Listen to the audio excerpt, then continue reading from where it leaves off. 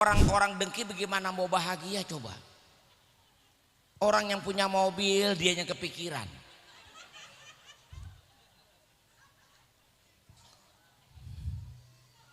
Orang punya pakaian bagus dia yang mikirin. Ini kadang-kadang kondangan ngeliat rumah bagus di jalanan, dia bilang saya rumah gede banget, itu ngepelnya bagaimana? Lah rumah orang dia pikirin ngepel pentolo ya. Lah biarin amat dia yang punya rumah. Lah ngapa sih yang pusing? Ada emak-emak begitu ada. Orang mobilnya banyak, rumahnya gede. Si bapak begitu lewat, gua bingung nih orang. Bayar pajaknya apa gimana ini? Lah biarin amat dia yang punya tanah, dia yang punya mobil, ngapa sih yang mikir? Kepok banget jadi orang. Assalamualaikum warahmatullahi wabarakatuh.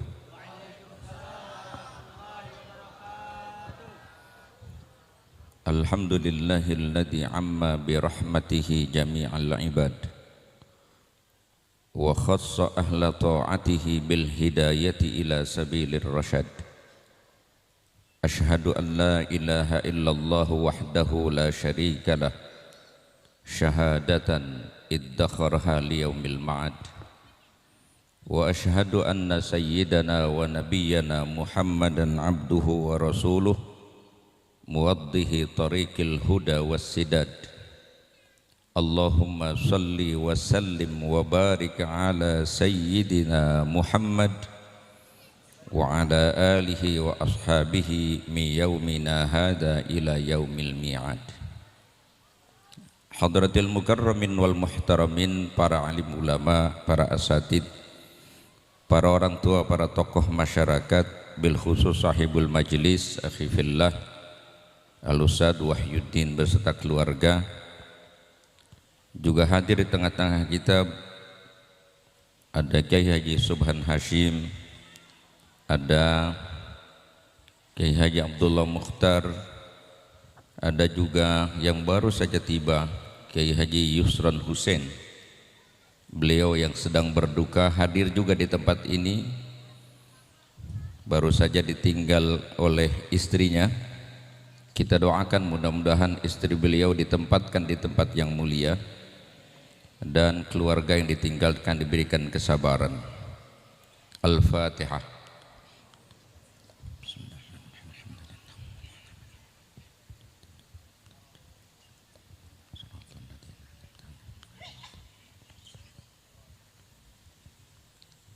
Hormat dan takzim saya juga saya haturkan untuk seluruh jamaah hadirin dan hadirat, jamaah maulid yang mudah-mudahan kita semua senantiasa dirahmati dan diberkahi Allah Subhanahu wa ta'ala. Di dalam satu risalah kecil judulnya Hubbun Nabi wa Alamatuhu, cinta kepada Nabi dan tanda-tanda cinta kepada Nabi, diuraikan dengan panjang lebar berdasarkan fakta sejarah dari generasi Islam yang pertama, yaitu generasi para sahabat yang diabadikan oleh Allah dalam Al-Quran lewat pujian As-Sabiqunal Awwalun minal Muhajirin wal Ansar.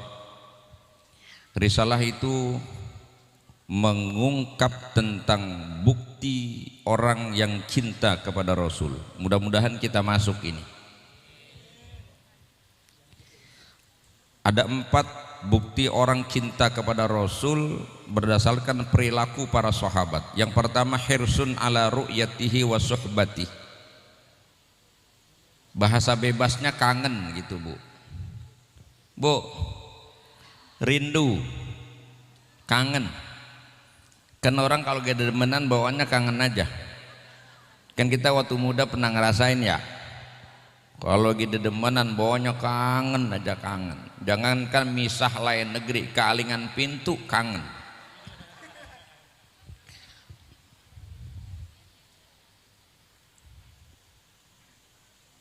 Yang kedua, imtithalu awamirihi wattinabu nawahihi. Bersedia untuk senantiasa menjunjung tinggi perintahnya dan menjauhkan larangannya.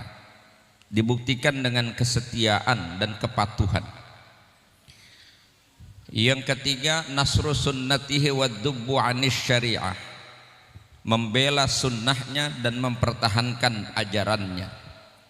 Dan yang keempat, badlun nafsi wal amwal dunar rasul, bersedia berkorban jiwa raga harta benda untuk membela Rasulullah. Itu yang ada faktanya dari perilaku para sahabat generasi Islam yang pertama. Kita bisa meniru ini 25% saja sudah hebat Pak kita ini. Sebab kalau ngomong berkorban untuk Islam ya masih kita belum tentu bisa semua kita ini. Berkorban untuk dunia habis-habisan orang. Berkorban untuk mendapatkan dunia segala taruhan dibuat. Tapi untuk agama belum tentu. Nggak usah jauh-jauh lah. Emak-emak nih kalau anaknya mau kuliah walaupun ongkos nggak punya, kalung satu-satunya bisa dijual, betul? Anting bisa dijual, betul? Tapi mohon maaf kalau sama guru ngaji, di mana ada emak-emak jual anting-anting buat bayar ustad? Sampai budak kagak nemu. Gitu kira-kira. Lagi yang teriak-teriak pakai angkat tangan, pakai takbir, siap berkorban untuk Islam, nyawa taruhannya, boro-boro nyawa ente, nyawa kambing aja dulu ada nggak pernah ngasih. Ada yang begitu. Maka kita gairahkan terus ini agar kita benar-benar mampu mewujudkan bukti itu, bukti cinta kepada Nabi. Ya. Dan diantaranya adalah min alamatil mahabbah al-mutaba'ah, al-ittiba wal iqtida. Bukti orang cinta kepada Nabi itu adalah mahabbah itu. Buktinya adalah mutaba'ah, bersedia ngikutin Nabi. Dengan makna ittiba wal iqtida,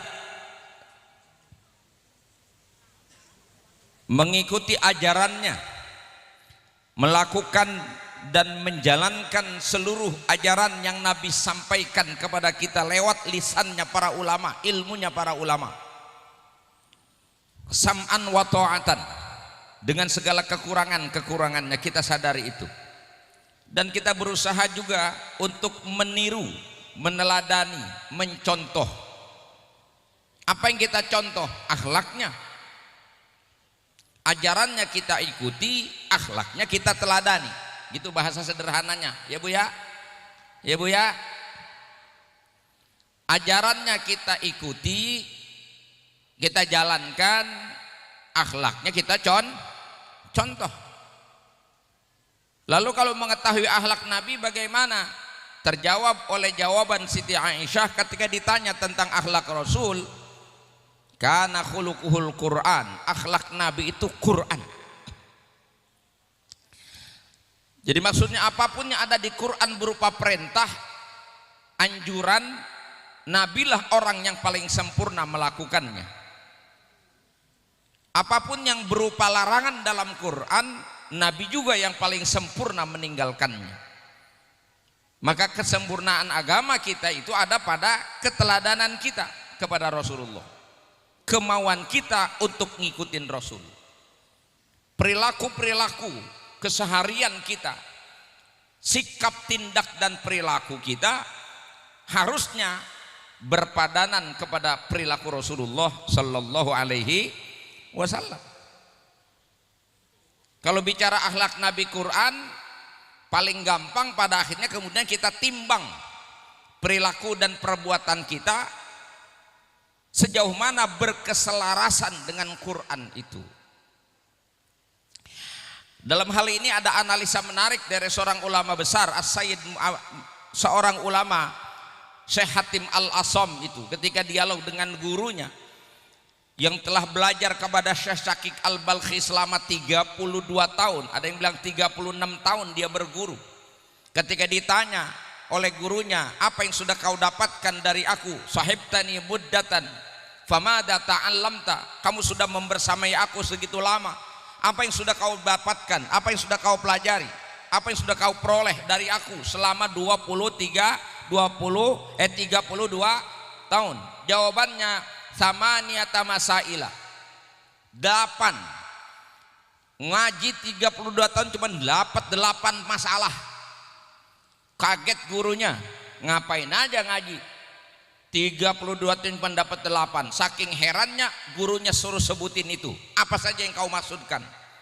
Ternyata begitu disebutin 1 sampai 8, gurunya terkagum-kagum. Bahkan saat itu juga gurunya menyatakan, al-an ana tilmiduk, sekarang ini saya adalah murid kamu. Kayak nggak ngerti ini romannya, saya ajak ngomong. Saya kan lama jadi guru, jadi tahu kalau orang yang ngerti apa kagak.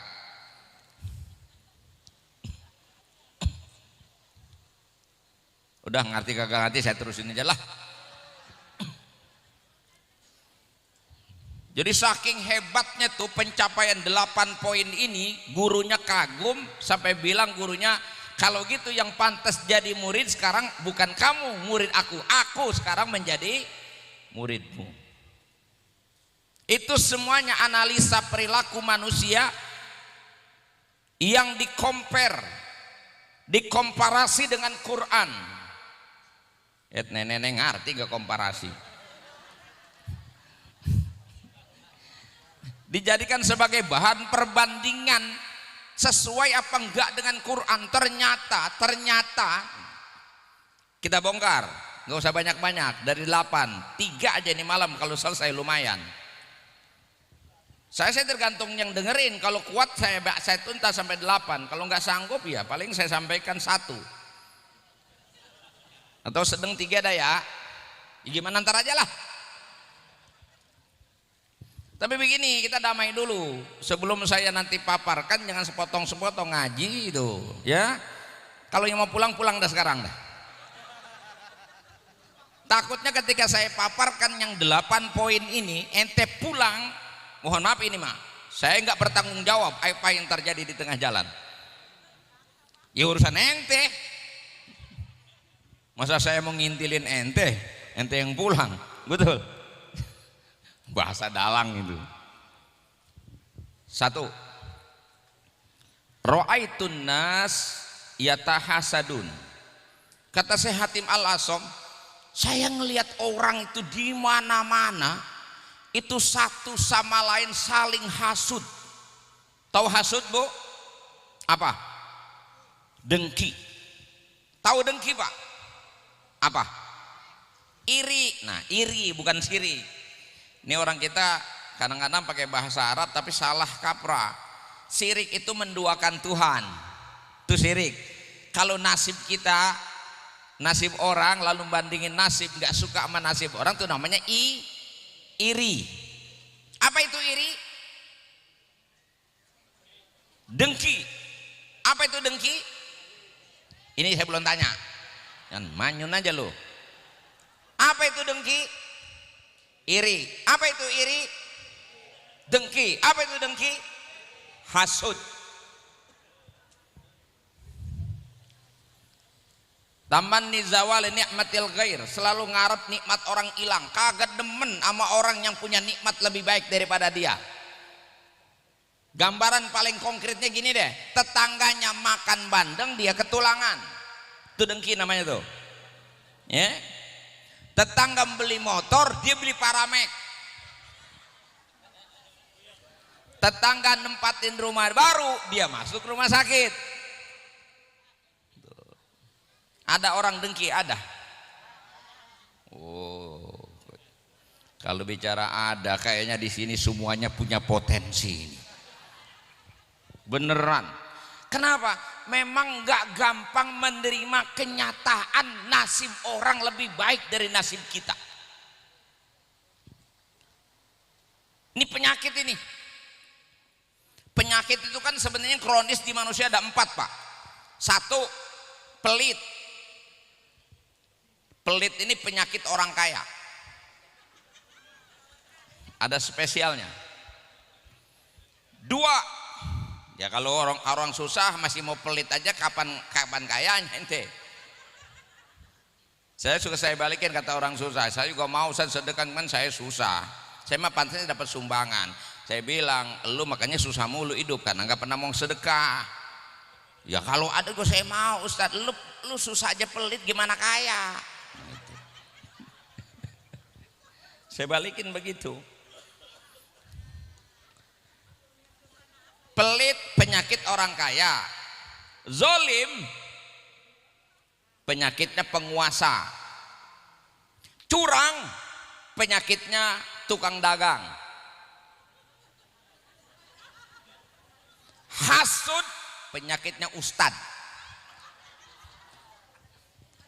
Ustad nggak bisa korupsi, nggak bisa curang, apa yang dicurangin.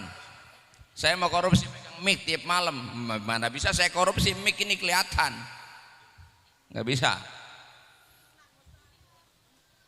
Jadi ustad ada yang hasud, wah itu penyakit itu Pak. Makanya kalau kita ngomong umat ini harus guyup, umat harus bersatu, gampang. Asal ustadznya hatinya nyatu juga umatnya rempuk urusan. Ini bikin susah kan, kadang ustadznya susah pada akur ini, pada bakia-kia aja. Dia kata dia. Ntar majamanya ngomong begini, nyono ngomong majamanya begitu. Ustadz dua kagak akur. Ini yang ribut, yang bertengkar, yang kagak akur bukan cuma dua. Ustadz ini punya jamaah 200, yang ini punya jamaah 200. Itu yang kagak akur berapa orang? 402 ke sekolah. 2 kemendannya. Kagak dihitung main dia bengkeroknya.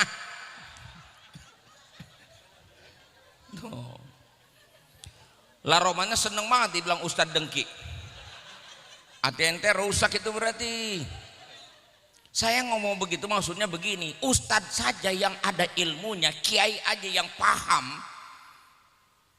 masih kena penyakit itu, apalagi potongan orang model kayak kita. Gitu maksud saya. Ente mah kagak kena dibilangin romannya, tuh gua bilang apa. Romannya seneng banget ustadz disalahin. Ini dengki kita semua punya kok nih. Terus perilaku kayak begitu yang dimiliki dan dilakukan oleh banyak orang, apakah di Islam itu ada ruang yang membolehkan kita untuk iri sama nasib orang, dengki dengan punya orang? Apa ada pembenarnya? Ternyata kata Syekh Hatim Al-Asom, justru yang aku dapatkan dalam Quran ayat yang berbunyi nahnu qasamna bainahum ma'isyatahum fil hayatid dunia. Kami yang membagi jatah kehidupan di antara manusia. Allah yang punya hak prerogatif. Allah yang menentukan orang per orang.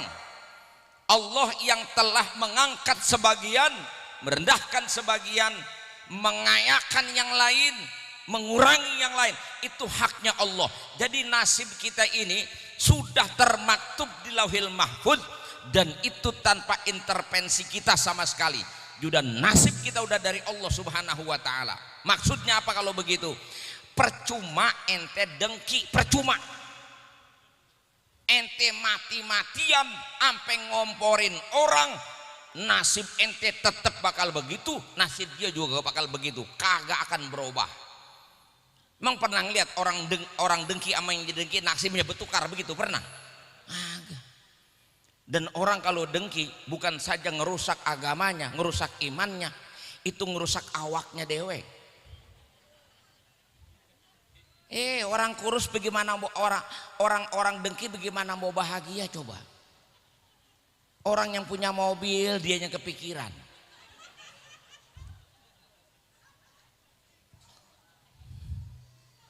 Orang punya pakaian bagus dia yang mikirin.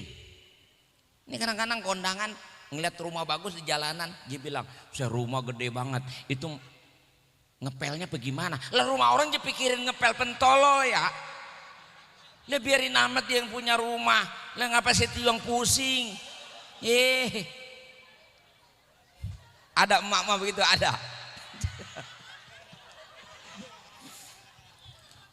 Orang mobilnya banyak, rumahnya gede. Si bapak begitu lewat, gua bingung nih orang. bayar pajaknya apa gimana ini?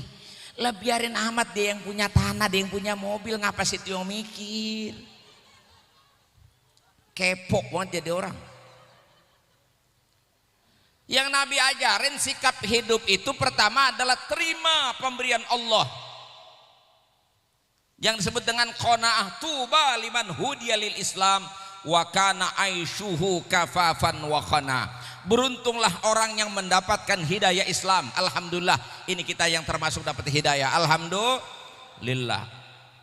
Modal utama udah punya. Yang kedua, wa kana aishuhu kafafan, hidupnya cukup, wa qana'a, dan dia merasa cukup. Itu yang penting, Mama.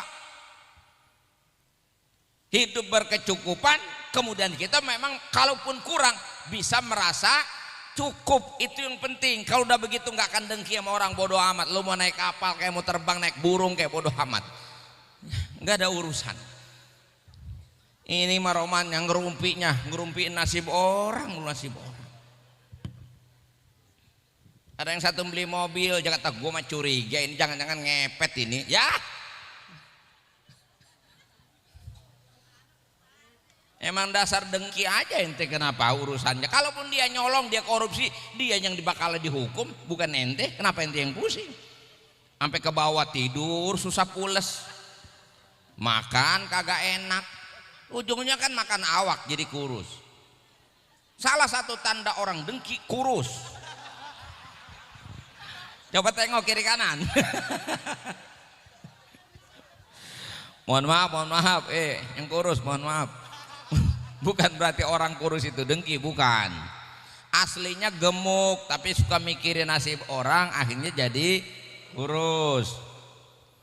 Kalau kurus gemuk mah tergantung orangnya, Bu, tulangnya. Orang kalau tulang lempeng biar makan 3 piring lolos saja. Kalau tulangnya rada beliku itu 1 piring aja gemuk. Saya gambarin orang dengki nggak akan pernah bahagia itu hidupnya itu. Bukan memperbaiki nasib dia, malah sibuk sama nasib orang. Hidup ini udah dicatat sama Allah, ditentuin sama Allah. Jadi udah nggak usah ngelihat nasib orang. Kalaupun kita lihat nasib orang yang lebih buruk dari kita yang Nabi suruh. Unzur ila man asfala minka, lihat orang yang nasibnya tidak lebih baik dari kamu. Supaya apa? Supaya kita mudah untuk bersyukur. Alhamdulillah kita punya rumah cuman 1 kotak, karena teman kita seumur-umur ngontrak. Kita masih mending kagak bayar kontrakan. Ente yang ngasih ngontrak, bersyukurlah, alhamdulillah masih bisa bayar kontrakan. Di sana masih ada orang yang tidur di kolong jembatan, kira-kira begitu. Betul? Itu. Makanya jangan suka ngeliat ke atas mulu, Bu. Hello, nih ibu nih, mana saya sengaja di sini ngomongnya. Ini urusan di emak-emak nih. Lah dia mah apa aja suka ngelapor sama lakinya sih.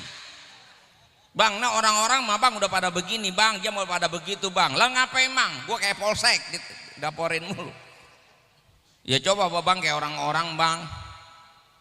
Kata lakinya, kan nasib beda-beda, Neng. Alah, abang mah kalau ngomong kayak orang bener.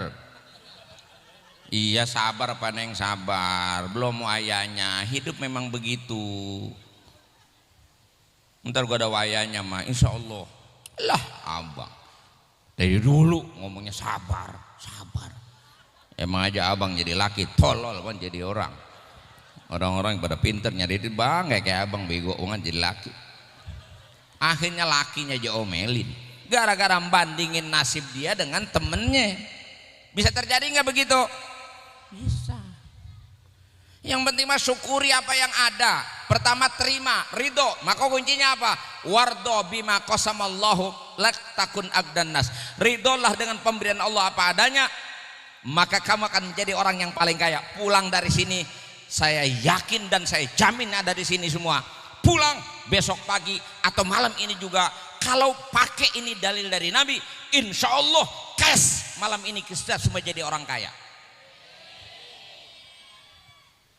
Maksudnya mentalnya, mental kaya. Iya. Lah kaya kan gak kudu nunggu punya duit banyak bu. Yang penting mah hati lapang.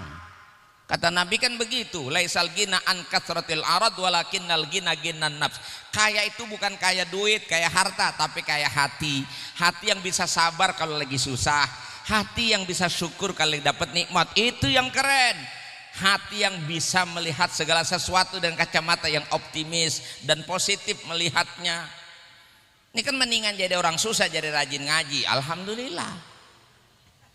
Pengalaman saya di pengajian di mana aja, tablik akbar pengajian, nggak emak-emak, nggak ibu-ibu, nggak yang mana-mana. Pengajian tuh jamaahnya kan umumnya orang susah mulu, mau orang kaya.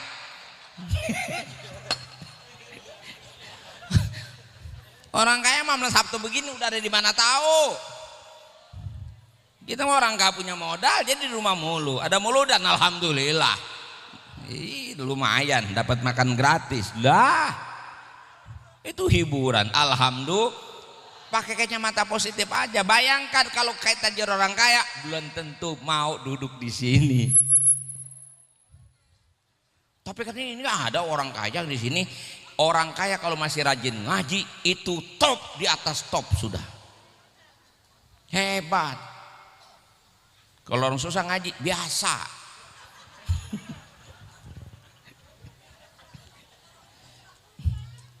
Betul. Ini kalau tinggal di Pondok Indah nggak bakalan mau main hadroh. Anak sultan mau nggak main hadroh? Kagak mau. Iya, bentabok namanya ini.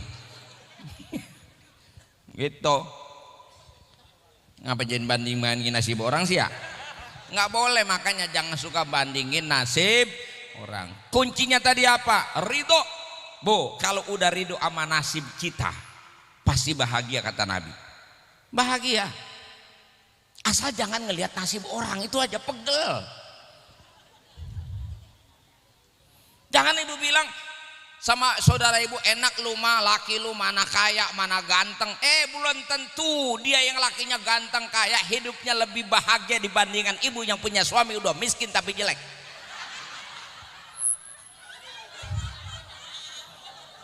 Udah miskin jelek, itu lebih dekat bahagianya. Asal punya sikap apa? Ridho. Coba bayangin, yang punya suami udah kaya, ganteng, kagak pulang seminggu, nah lo stres nggak emak-emaknya? Tuh pikiran udah kacau tuh. Laki gua mampir di kampung mana aja nih pintu janda kebuka semua, stres. Udah ganteng, kaya. Coba punya suami udah miskin, jelek. Jangan ke seminggu juga nggak pulang, 3 bulan nggak pulang, ibu mungkin gemuk. Lebih dekat bahagianya. Agak percaya kok dibilangin.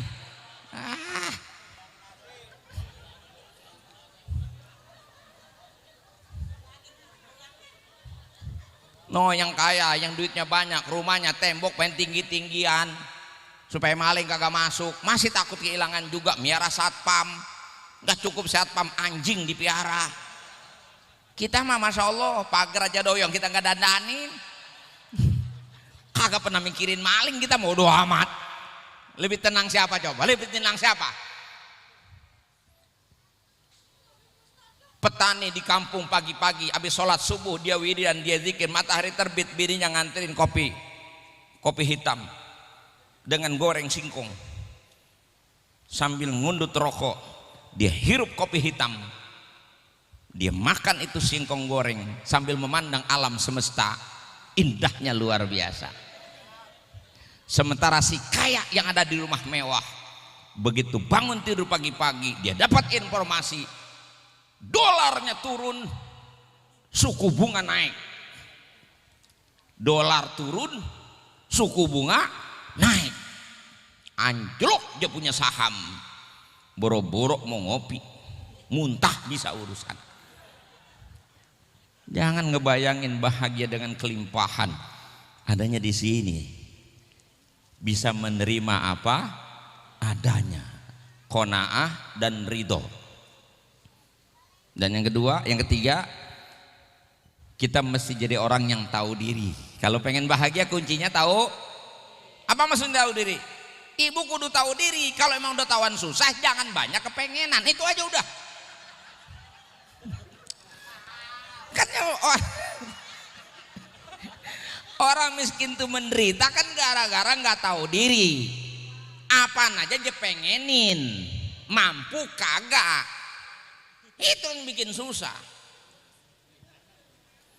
Ngaji orang punya kudungan baru aja tanya pengen. Apaan aja yang orang punya aja pengenin. Ya. Makanya rumusan dari Nabi pola hidup itu, ente nggak perlu punya uang miliaran untuk bisa bahagia. Kalau ente tahu diri kita, udah kenal diri kita, di mana kekuatan dan kelemahan kita, Nabi itu punya rumus ngajarin kita ini menjadi orang yang paling kaya. Mau saya sampaikan ini, mau saya kasih tahu. Turunin dulu ekspektasinya. Wah, nenek bingung ekspektasi.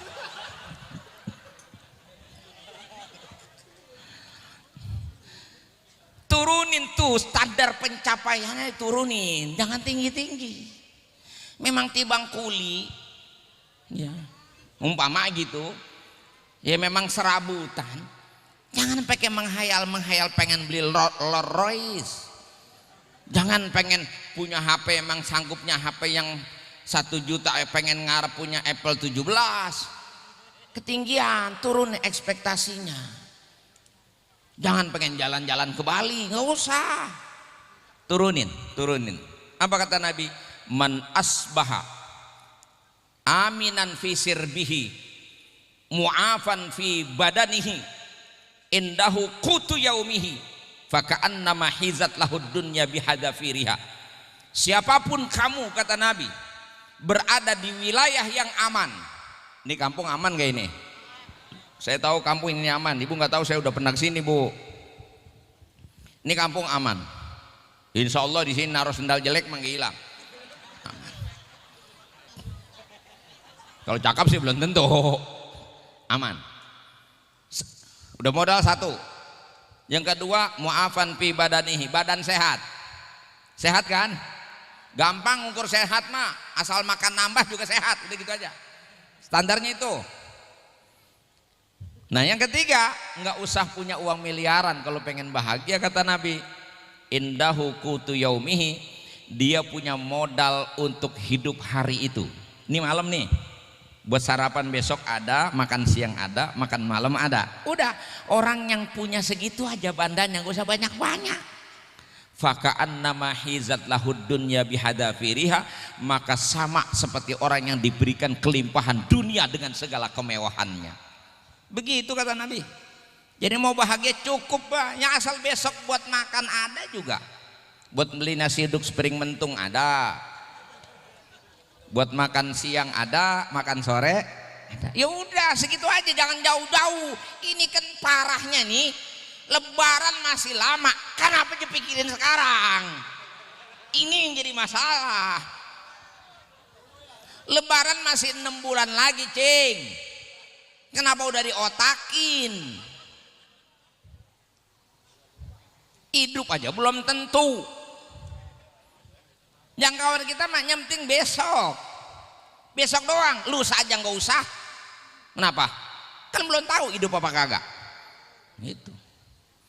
Segitu doang yang Nabi ajarin, gampang jadinya ngatur hidup. Dengan cara semacam itu Nabi ngajarin kita menyederhanakan masalah. Karena hidup ini menjadi rumit kalau kita timpalin. Karena dasarnya dunia ini memang kerumitan. Ad-dunya darul bala, la yatamatta'u fiha illal ahmakul magrur. Dunia ini tempatnya susah, tempatnya bala. Nggak ada orang mau senang terus-terusan kecuali orang idiot yang tertipu. Orang cerdas paham banget, hidup ini dinamis. Hidup ini bagaikan roda berdati. Kadang dia muter, kadang ada di atas, kadang di bawah. Cuma memang kadang-kadang kalau lagi di bawah romanya roda kagak muter-muter, itu aja.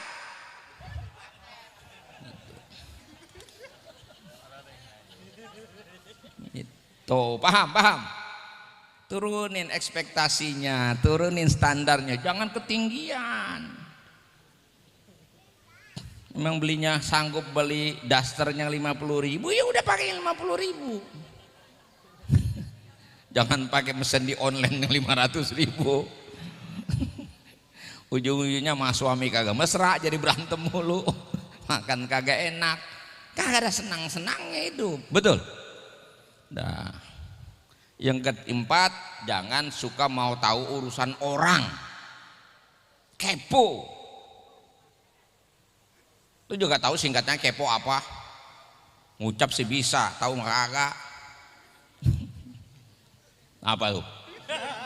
Gak tahu.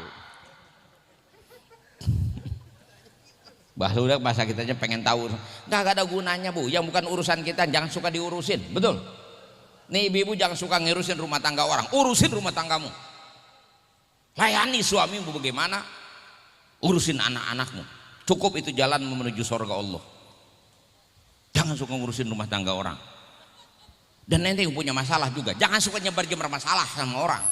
Pagi-pagi udah masang status. Orang lain kagak tahu masalah jadi tahu masalah. Orang udah tahu masalah kita membantuin. Orang diajak senang mau, diajak susah mau gak. Bestinya nih besti yang jalan bareng. Pagi-pagi baca status temennya ngeluh kesusahan, kata bestinya emang lu doang, gue juga gitu kata bestinya nih. Kata temennya yang memang rada kurang akur hatinya, jalan mah suka bareng tapi hati suka mencah aja, ada yang begitu ada. Begitu baca status temennya kagak enak, apa dia bilang? Lu rasain. Nggak ada yang nolongin. Kalau punya masalah cukup adukan kepada Allah Subhanahu, ngomong sama Allah, tembus tuh jalur langit tuh. Terus ini ceramah. Ada bakat tukang parkir ente. Nah tuh nasib, jangan suka membandingin nasib kita dengan orang. Buang tuh kedengkian. Kata Nabi, iyyakum wal hasada, hati-hati kalian dengan kedengkian. Karena hasud itu fa innal hasada yakulul hasanat, dia menghancurkan seluruh amal ibadahmu. Kama takulun narul hatoba, sebagaimana api menghanguskan kayu bakar. Jangan kita sudah berkali-kali haji, jangan-jangan kita berulang-ulang umroh, jangan kita sering sholat tahajud, jangan-jangan kita termasuk ahli sholat duha, tapi kita dengki kepada orang, itu bisa melumatkan seluruh amalan kita, pulang hampa tangan kosong, yang ada hanya dosa dan kesalahan. Naudzubillah. Ringankan beban hidup dengan menghilangkan kedengkian. Yang kedua, ra'aitun nas yata'adun, aku melihat manusia di mana-mana senang bermusuhan. Lalu kata Syekh Hatim, summa nazartu fi qaulillahi ta'ala, kemudian aku melihat sebagai bahan perbandingan di dalam Al-Qur'an, ternyata Allah berfirman, ayatnya bunyinya diantaranya begini, inna syaitana lakum aduun fattakhiduhu aduwa, sesungguhnya setan itu adalah musuhmu, maka jadikanlah setan sebenar-benarnya musuh. Kan begitu ayatnya. Maksudnya apa? Ini kok kenyataannya yang Allah suruh kan kita musuhan sama setan, tapi kenyataannya kenapa kita suka musuhan sama manusia? Ini kan kontra, apa? Nggak sesuai. Manusia itu dalam bahasa Al-Quran surah Al-Hujurat ayat 10 sampai ayat 13 itu konstruksinya adalah tentang ukhuwah, tentang bersaudara. Bahkan dengan menggunakan kalimat innama, Allah declare itu innamal mu'minuna ikhwah. Orang-orang beriman itu sejatinya adalah orang yang mau bersaudara. Jadi manusia itu saudara pak, bukan musuh. Nih saya nih, walaupun malam ini mungkin ada yang baru ketemu saya malam ini, ibu baru ngeliat saya malam ini, sebenarnya kita ini saudara semua. Minimal kita saudara sebangsa, minimal kita saudara setanah air, dan pastinya kita saudara dalam iman. Betul? Mungkin juga ada yang saudara beraya sama saya, mungkin mati obor, nggak ketahuan. Tapi atas nama Islam dan iman kita dipertaruhkan kualitas iman kita pada sejauh mana kita mau merajut dan membangun persaudaraan dengan siapapun dalam hidup ini, bukan bermusuhan. Terus kalau begitu, kalau ada orang sini merasa hidupnya kurang bersemangat kalau nggak punya musuh, Allah udah siapin musuh abadi buat ente. Siapa? Siapa? Setan. Ini suka terbalik kita, sama orang kita musuhan, sama setan bekawan. Nggak boleh ada beda dikit aja romannya udah musuhan. Ini orang kagetan namanya. Biasa aja kali.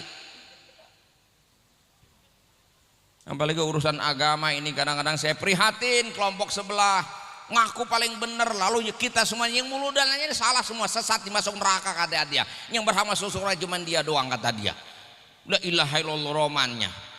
Pendapat dia kayak begitu. Dia rusak semangat persaudaraan dengan mengkafirkan orang yang tidak sejalan dengan dia. Mau kita, dia nggak mau mulu dan nggak apa-apa, kita nggak paksa.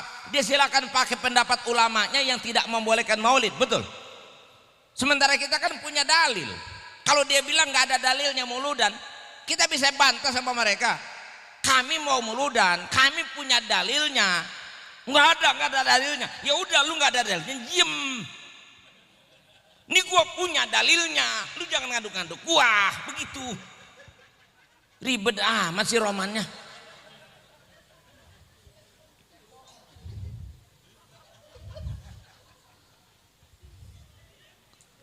Kan asik Bu kalau begitu ya.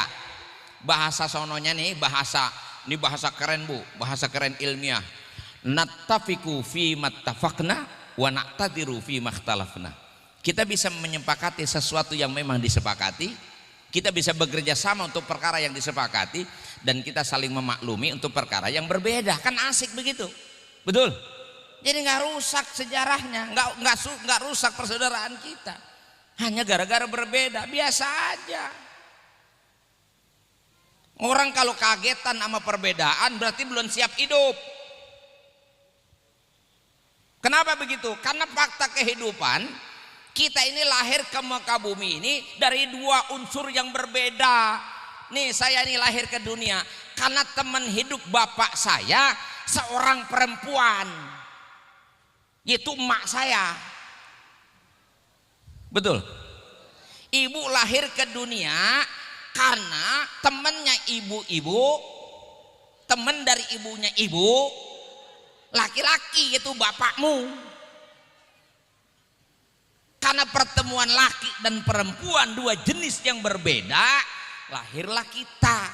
Begitu kita hidup, nggak usah kaget kalau ada perbedaan. Toh kita lahir dari dua yang berbeda. Paham begitu? Ya udah kan asik bersaudara gitu, jangan ribut mulu. Ini kadang-kadang boro-boro sama teman salah paham sama saudara sendiri berbuat warisan. Ada yang begitu, ada. Dari lebaran Syawal ketemu lebaran Haji, lebaran monyet masih manyun aja. Kata dia, gue sampai mampus juga gogah, sampai mampus taruhannya. Padahal ayatnya innamal mu'minuna sampai Allah tuh kasih aturan supaya kita bisa bersaudara. Itu ada juklak juknisnya dalam Al-Quran tuh, ada ayat 12, ayat 11 dan 12. Itu ayatnya panjang kalau dibaca tuh.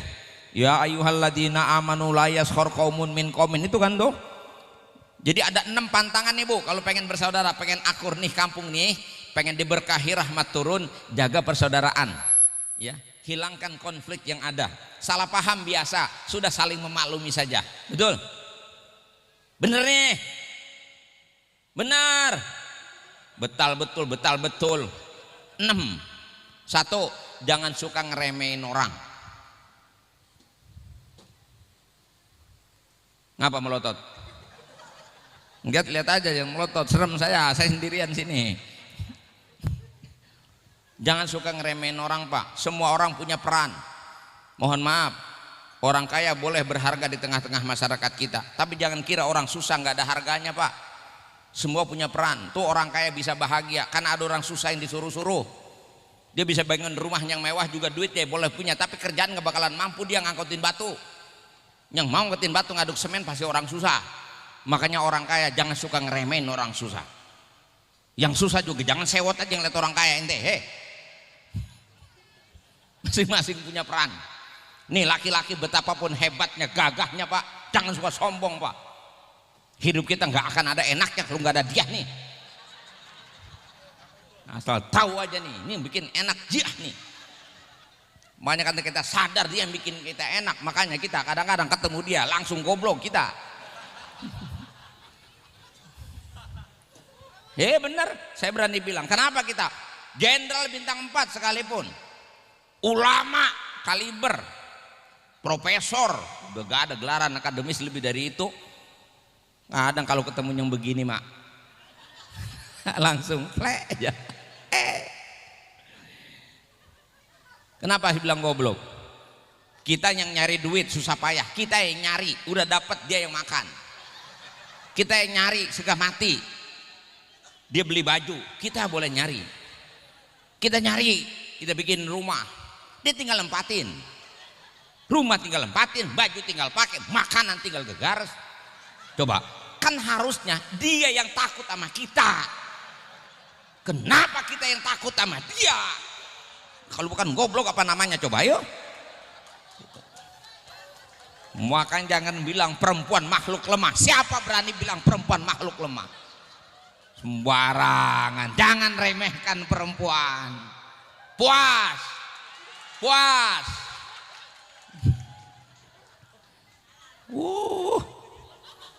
Ibu juga harus tahu jangan sembarangan nih. Suami ibu ini laki-laki. Walaupun sekarang ini katanya perempuan sudah mampu mencapai kesejajaran lewat gerakan kesetaraan gender. Ini membalas dendam sejarah mungkin. Mulai hari ini kita abaikan laki-laki, nggak akan pernah bisa. Betapapun kau hebat dan kuat, kau tidak akan pernah bisa melepaskan diri dari laki-laki, karena kau butuh perlindungan dan kasih sayang laki-laki. Hidup laki-laki. Puas. Jangan meremehkan, semua orang punya peran. Betapa pentingnya ulama, betapapun pentingnya ustadz, kiai umpama, penting di masyarakat, penting. Tapi kan bukan cuma dia yang penting, orang awam juga penting. Karena kiai berguna kalau ada orang awam. Siapa yang diajar coba kalau kiai semua? Nih saya ceramah, mentang-mentang ceramah saya merasa hebat, saya merasa berada di atas bapak ibu semua. Songong saya. Kenapa? Yang butuh itu Pak, kalau udah begini, itu saya butuh bapak, saya butuh ibu. Coba saya teriak-teriak sendirian di sini, bapak ibu pulang. Apa namanya saya? Berarti saya butuh nggak sama jamaah? Butuh nggak sama jamaah? Butuh. Maka saya harus punya belayan rasa kasih sayang pada umat. Betul? Ente butuh nggak sama ustadz? Butuh. Ya nggak ada ustadz, lu mau ngaji sama siapa? Yang ceramah kagak ada, lu prototin bangku aja sini. Ngapain? Kita ada semua orang sang. Maka Islam, Allah yang menciptakan kita bilang jangan kali saling meremehkan. Semua orang punya peran. Betul? Dan semua orang butuh peran orang lain. Orang sakit aja sama orang sehat saling butuh. Cuman kelihatan aja orang sakit butuh dokter, orang sakit butuh tukang obat. Padahal mah yang butuh bukan cuma orang sakit butuh dokter. Dokter gue butuh banget sama orang sakit. Emang dokter dapat duit dari mana kalau nggak orang sehat semua coba? Lah, tukang obat nggak bakalan laku dagangannya orang sehat semua mah. Betul? Kebayang nggak kalau tukang obat sama dokter jam 3 start sholat tahajud? Habis sholat tahajud yang angkat tangan, ya Allah tambahkan rezeki saya. Coba maksudnya apa coba? Yang ngomong dokter, ya Allah tambahkan rezeki saya. Yang doa dokter coba. Yang doa tukang obat. Apa maknanya coba? Makanya kadang-kadang saya kalau lagi ada wabah ini doa dokter lagi diijabah ini. Makanya hidup nggak boleh ngeluh. Sampai orang mati sama orang hidup masih saling ada interaksi. Orang mati nggak bisa mandi dimandiin. Orang mati nggak bisa pakai baju dibungkusin. Orang mati nggak bisa gali kubur, digali kuburnya digaliin. nggak bisa datang ke kuburan sendiri digotongin. Udah di depan kuburan masih nggak bisa masuk, dimasukin. Itu yang mandiin, yang makain baju, yang gotong, yang gali, yang masukin, itu saya pastikan orang hidup semua. Betul? Iya. Itu artinya orang mati butuh adanya orang hidup. Tapi apa cuma orang mati yang butuh orang hidup? Tidak. Orang hidup juga butuh orang mati. Minimal tukang kain kafan. Tukang kain kafan di pasar, coba perhatiin. Kalau kagak ada yang mati, apa yang dia mau jual? Coba. Kita boleh nangis orang tua kita mati, kita boleh sedih saudara kita meninggal. Kita yang sedih, kita boleh nangis. Tukang kain kafan bersenang. Semakin banyak yang mati, semakin bagus. Kan begitu. Betul. Tukang gali kubur. Kadang ustadz juga bisa begitu. Iya, amil. Kalau lagi musim mati kan senang juga.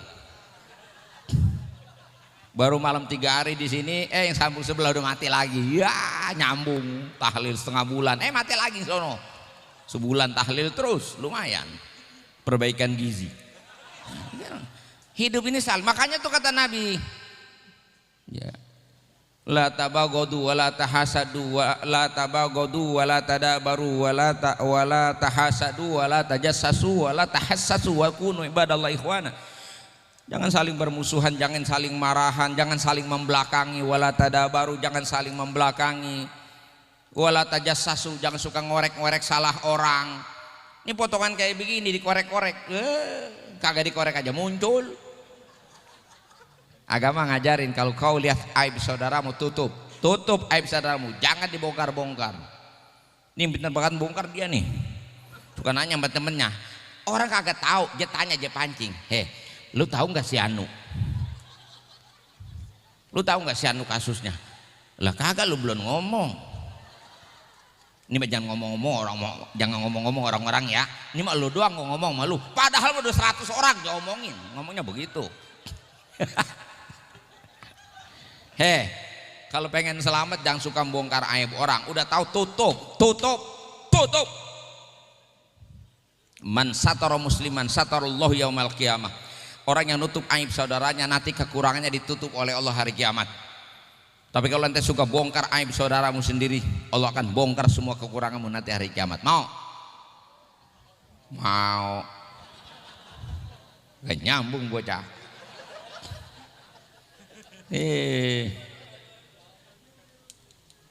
Manusia model kayak kita mau pendungan kekurangan, gak usah dicari-cari, yang ada aja udah kelihatan. Makanya Nabi suruh tutup, jangan ngorek-ngorek. Amanda Manopo cantik pak. Kenal Amanda Manopo? Ariel Tatum kenal?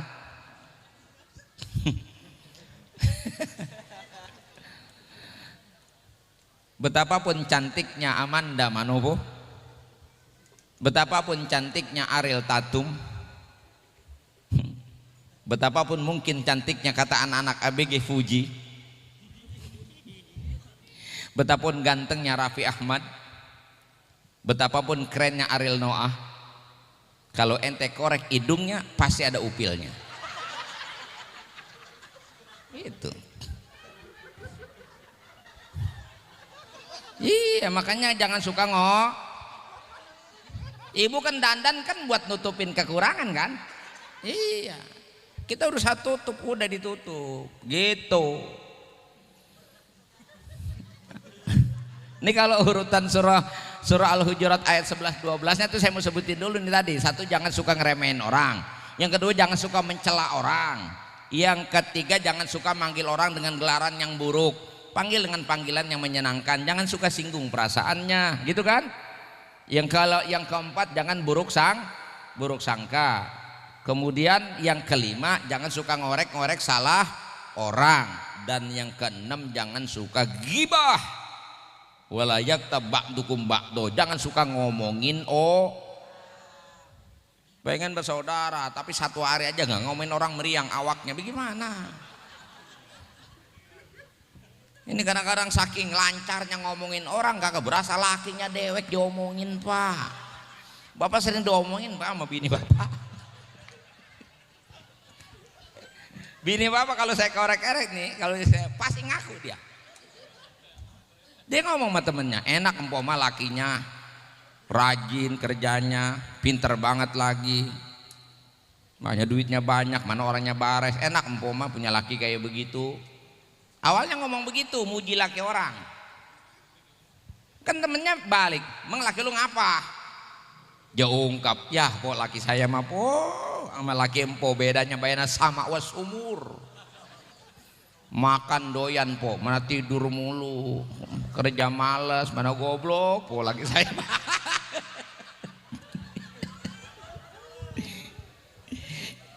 Ini ada ibu-ibu begini pengen masuk surga, surganya lewat mana?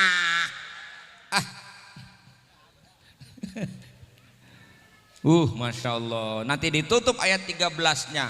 Itu semua dikunci pada kalimat ya ayyuhan nas inna khalaqnakum min dzakari wa untha wa ja'alnakum syu'uban wa qabaila lita'arafu inna akramakum indallahi atqakum. Kita dijadikan berbeda-beda ini menjalankan tugas dan peran kita masing-masing untuk saling berinteraksi, bergaul, memberikan kontribusi terbaik. Maka yang terbaik diantara kamu bukanlah orang kaya, yang terbaik kamu bukanlah orang yang paling pinter, yang terbaik diantara kamu bukan yang paling ganteng, bukan. Yang terbaik adalah yang paling takwa kepada Allah. Takwa itu sempurna, maksudnya relasi ke Allah baik, kepada manusia juga baik. Khairun nas anfa'uhum linnas. Ahabbun nas indallah, manusia yang paling dicintai Allah adalah manusia yang hidupnya paling banyak mendatangkan kebaikan dan manfaat bagi orang. Bu, nanti kalau kita mati, tetangga kita bersaksi bahwa kita orang baik, gak usah banyak-banyak bu, 40 orang aja bersaksi. Ya, dia bilang, "Ya Allah, saudara saya meninggal, sedih saya kehilangan orang baik." 40 orang ngomong kayak begitu bu, insya Allah surga bu jalan kita insya Allah. Tapi kalau ibu jahat banget jadi orang, brengsek banget, kampung lagi damai-damai ada dia ular bedudak suka ngandung-ngandung domba, orang pada awet-awet, pada akrab-akrab, dirusak semua, berberantem orang sekampung. Pas dia mati orang pada syukur, alhamdulillah biang kerok mati, dan orang semua bersaksi ibu brengsek. Berat bu, berat. Makanya mulai ini hari berusahalah jadi orang baik, supaya nanti hasil kita mati orang-orang tetangga kita, saudara kita bersaksi kalau kita orang baik. Dan orang kalau baik, kalau dia mati tanpa diminta orang pasti akan doain dia, pasti, gak usah diminta, pasti dia doain. Tapi orang brengsek jangan ngarep mati didoain, masih hidup aja sumpahin mampus sama tetangganya, pasti itu. Saya ini ceramah kemana ini maunya ini? Panjang ini udah 1,5 jam. Terus bu, capek. Masya Allah. Ya, mumpung lagi dikasih kesempatan di kampung ini, saya makanya tanya, Bapak kuat nggak dengerin? Tuh situ yang dengerin aja capek, bagi saya. Nih, yang terakhir udah. Ra'aitun nas yudhilluna anfusahum fi talabir rizq. Aku melihat manusia di mana-mana menjatuhkan dirinya dalam kehinaan ketika mencari rizki. Banyak orang yang memaksakan kehendaknya untuk mendapatkan rizkinya Allah dengan cara yang melanggar aturan, melanggar hukum. Bukan hanya sekedar menipu dan berbohong, melacurkan diri pun dilakukan demi mendapatkan dunia. Intelektual melacurkan intelektualitasnya demi mendapatkan dunia. Bahkan orang saling bunuh satu sama lain hanya gara-gara ingin mendapatkan dunia. Ini alam semesta, dunia global, para perang itu urusannya nggak jauh pak, urusan gegares semua. Muaranya cuma di situ. Ya. Ini orang pada rame-rame di mana sekarang itu? Jumat aja, Jumat sekarang jalan pada macet. Dulu saya masih nerima khotbah jauh-jauh, sekarang udah kagak nerima. Kenapa? Saya pernah gagal sembahyang Jumat, boro-boro Jumat saya boro-boro jadi khotib, sembahyang aja kagak, saya ini macet. Katanya Indonesia mayoritas muslim, kenapa hari Jumat malah jalanan pada macet? Yang sembahyang yang mana ini? Innalillahi wa inna ilaihi. Kalau diperiksa-periksa semuanya, apa yang dia cari coba? Apa yang dia cari? Duit. Sampai ada yang berangkat ke Kamboja, pulang tinggal nyawa, jeroannya udah kagak ada. Nyari duit sampai kayak begitu. Betul?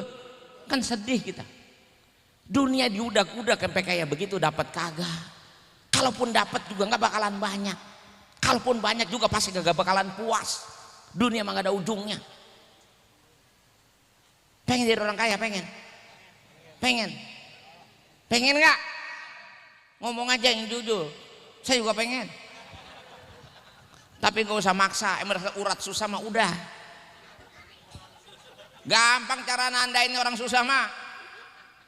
Dengan kalkulasi siklus 7 tahunan, berhenti di angka umur 42, ente masih belum ketemu jalan hidup, udah susah udah. Apalagi sampai umur 50 nih, ya, umur 50 masih susah aja, udah ente mendingan cari ilmu sabar aja, udah sampai mati udah. Nggak akan ada cara perubahan signifikan, udah. Oh, kerja juga dari pensiun. Mau ngelamar kerja kemana umur 50? Daftar transmigrasi dikasih 2 hektar, apa yang lu mau kerjain? Boro-boro macul di rumah aja udah kagak kuat. Nih umur begini, udah jangan ngimpi pengen kaya, nggak usah. Pokoknya bagaimana selamat dari fitnah dunia, mati husnul khotimah, udah itu aja proyeknya. Masih mau nyari kaya aja. Orang mau kaya kagak kaya kelihatan di umur 42 itu. Ada ciri-cirinya udah. Kagak percaya saya ngomong begini, bapak ntar pulang pereksain di kampung bapak. Orang berubah nasib di umur berapa? Mereka percaya dibilangin. Mereka mereksa aja. Kenapa? Sibuk mikirin dewek. Benar. Nih ibunya, suaminya udah di atas 50. Udah bu, jangan maksa-maksa. Bang, ini bang, enggak usah, udah bu, udah. Terima nasib aja udah. Ibadah aja udah. Ya kali-kali kan nanti Allah kasih lewat jalan lain, tidak lewat situ. Kali punya perawan, punya mantu orang kaya, lumayan. Ketemu, tadinya pengen pergi haji, boro-boro pergi haji. Ternyata punya mantu orang kaya. Alhamdulillah. Kan kalau Allah udah berkehendak jalannya bisa nggak? Bisa. Tapi maksudnya apa? Kita hidup bukan nyari dunia. Hidup ini di dunia untuk mencari akhirat. Gitu. Itu jangan pakai ilangan, jangan menghinakan diri. Kewajiban jalankan. Silakan Anda rajin, tapi jangan los. Makanya Syekh Abu Lais As-Samarqandi itu ngasih 5 rumusan. Ini saya mau tutup nih biar selesai. Kakak selesai saya ngomong ini begini saya. Gak rapi-rapi jadinya. Abu Lais As-Samarqandi itu ngatur begini, kita supaya jangan jatuh dalam kehinaan. Kita mencari rezeki tetap dalam kemuliaan. Yang kita dapatkan pun itu sesuatu yang membawa kepada kebaikan. Pegang 5 prinsip. Yang pertama, Allah yuakhir syai'an minal faraid wala yanqusa minha. Jangan tunda-tunda kewajiban dan jangan kurang-kurangi kewajiban. Betapapun kau sibuknya dalam usaha dan kerja duniamu, kewajibanmu kepada Allah jangan sekali-kali ditunda. Paham sampai situ Pak? Paham doang, paham. Dua. Jadi lupa ini. Allah yu'dhiya ahadan min khalqillah. Silakan Anda mau kaya, silakan Anda mau untung, tapi jangan suka ganggu dan nyakitin serta ngerugiin orang lain. Hati-hati itu. Patok digeser-geser. Berangan. Yang ketiga, Allah ya jahada nafsu jiddan. Jangan kematian ngoyo. Tahu ngoyo? Ngotot sungsang sumbal, jungkir balik kaki buat pala buat kaki, siang banting tulang, malam banting bini. Itu namanya ngoyo. Standar aja, biasa aja Pak. Nggak usah semua waktu kita habis hanya urusan duit. Pulang kerja, malam giran ngaji, jatah belum sempat masih ada tarikan. Ya. Kayak kagak. Hei, jangan merasa urat kaya mah kaya. Orang kalau uratnya kaya, sampah aja pegang jadi duit. Tapi uratnya bengkok, duit dipegang ludes. Oh, benar. Ini kata Ibnu Athaillah, kalimatnya indah sekali Pak. Tapi kalau saya terjemahin pakai bahasa Betawi, telak nih. Kalimatnya bagus sekali, indah. Bapak mau saya terjemahin bahasa Indonesia yang bagus sampai bahasa Betawi yang telak? Jangan marah tapinya. Dengerin baik-baik. Kata beliau Ibnu Athaillah,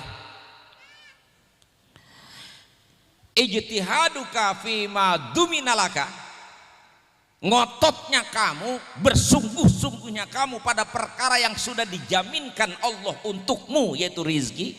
Kamu ngotot mencari rizki. Wa taqsiruka fima tuliba minka, dan lalaimu terhadap kewajiban yang dituntut, yaitu ibadah. Rizki ente mati-matian, ibadah sembarangan, dalilun alantimasil basirati minka, itu menjadi bukti bahwa mata hatimu sudah tertutup alias goblok bin tolol. Nah itu Betawi itu bahasanya tuh, ngerti? Kan begini, kalau udah dijamin mah Pak, sesuatu udah dijamin, nyantai dong. Gitu, udah dijamin ini. Sementara yang belum dijamin nasib kita di akhirat, ibadah yang dituntut itu harus kita ngotot. Sungguh-sungguh, beres urusan. Bah, ini mah ibadah lalai. Gara-gara nyari duit, akhirnya agama lepas, iman lepas, dunia dapat kagak, kalau pendapat pasti aja tinggalin, besok mati hilang. Betul. Ibu kalau punya emas tuh, emas ibu, periksa tuh emas ibu tuh. Ibu sayang nggak sama emasnya? Sayang nggak sama emasnya? Kalau sayang ibu jangan mati-matian jagain emas. Ini mama tuh jagain emas kan kuncinya bapak nggak tahu bapak. Ini perempuan kalau udah jagain emas saking sayangnya sama emas. Bapak tahu nggak kuncinya ada berapa? Bisa 7 Pak. 1 dompet dari toko emas, 2 kotak perhiasan, 3 laci lemari buat nyimpen, yang keempat lemarinya, yang kelima kan lemari taruhnya di mana? Kamar dikunci kalau dia pergi. Udah berapa berarti? Kamar di mana adanya? Di rumah ada pintunya, dikunci kalau di kondangan. Rumah ada pagernya, ada pintunya. 7. Besok mati, besok lepas Bu emas ibu dikuburin, emasnya dicopot, diambil sama suami ibu, dan suami ibu siap untuk melamar janda muda. Emas ibu lepas, sementara ibu disiksa di kuburan karena ibu pelit, medit, kikir, koret, pakhil, pantat kuning. Emas ibu diambil suami ibu, ngelamar janda muda dari Ciputat. Malam Jumat bakal nikah, dan modalnya adalah emas peninggalan ibu. Saran saya Bu, daripada emas ibu buat modal ngawinin janda, jauh lebih baik emas ibu mulai malam ini ibu pikirkan baik-baik. Apakah untuk menjadikan modal kawin kepada janda, ataukah modal untuk ibu masuk sorga? Kalau pengen masuk surga, besok datengin itu majelis taklim, datengin itu pesantren, datengin itu masjid yang lagi dibangun, serahkan emas ibu ke situ, dia milik ibu abadi nanti di akhirat. Keren nggak? Bagus nggak? Bagus. Kerjain kagak?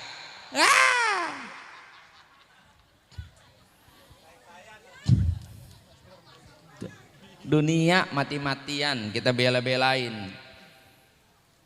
Yang keempat, kagak bisa habis ini ngomong. Wa alla yaqsida bikasbihi illa isti'fafan li nafsihi wa ayali. Usaha kita di dunia ikhtiar kita itu sekedar menjaga kehormatan kita, menutupi kebutuhan diri dan keluarga kita, agar kita tidak jatuh dalam pandangan orang dan hidup kita tidak menjadi beban orang lain. Kita mencari dunia lalil jam'i wal kasroh, bukan untuk kita koleksi, bukan kita kumpul-kumpulin, dan bukan cuma sekedar kita ingin memperbanyak, tapi kita perbanyak pun untuk lebih banyak berguna bagi orang lain. Kan cakep kalau dikumpulin doang, alladzi jama'a mala wa addadah, disentil sama Allah orang yang hidupnya ngumpulin banda dan ngitung-ngitung banda doang, mati lepas semua. Naudzubillah. Yang kelima, wa alla yara rizqahu min kasbih, jangan memandang rizkimu dari usaha, bal minallah, tapi ketika kau dapat yakinkan rizkimu dari Allah, bukan dari usahamu. Wa yara kasbahu sababan lirizki, cukup dia menganggap usaha itu hanya sebab untuk rizkinya. Kita boleh membuat ikhtiar sebagai sebab jalannya rizki, tapi hakikat yang memberi rizki adalah Allah. Kadang ada suami laki-laki nyari duit, bapaknya nyari duit beruk subuh udah berangkat, beruk maghrib pulang, hasil kagak, duit habis, ludes ongkos, rokok pun habis. Malah bayinya di rumah kagak kemana-mana, rizkinya ngumpul semua. Tetangga ada berapa rombongan tadi pada datang semua, kagak ada yang tangan kosong. Datang nengokin bayi, ada yang bawa ketan tetel, ada yang bawa buras, ada yang bawa kue pisang, ada yang kagak sempat bebikinan beli roti, ada yang kagak sempat beli takut ketinggalan, masukin dia ke dalam amplop. Jalan mau kemana? Tanya sama RT, mau nengokin bayi. Nggak ada yang ngomong, mau kemana ibu-ibu? Mau nengokin babanya bayi. Nggak ada. Semuanya kompak mau nengokin bayi. Tapi anehnya ibu-ibu udah tahu nengokin bayi, ngapa bawa ketan tetel? Kan dia tahu bayi belum makan ketan tetel, bawa roti. Bayi belum makan roti. Yang lebih aneh pakai bawa duit. Lah bayi belum tahu Alfamart di mana. Akhirnya roti dimakan adenya, ketan tetel dimakan abangnya, buras dimakan emaknya, amplop dibuka sama bapaknya. Dari siang rokoknya udah habis. Pas dibuka ada 100.000, langsung ngacir ke warung tetangga beli samsu 2 bungkus. Coba lihat, bapak ngempanin bayi apa bayi ngempanin bapak? Jangan suka mengatakan saya ini kaya karena saya rajin. Yang rajin bukan ente doang. Ente pikir orang susah kagak rajin. Tuh saking rajin orang susah sembahyang kagak, ngaji kagak. Enak aja. Kelajaran hanya sebab, kesungguhan hanya sebab. Tapi jangan korbankan duniamu dan kau lupakan Allah yang menentukan segala-galanya. Jelas begitu? Paham sampai di situ? Udah jelas, udah paham. Terima kasih, mohon maaf. Wassalamualaikum warahmatullahi wabarakatuh.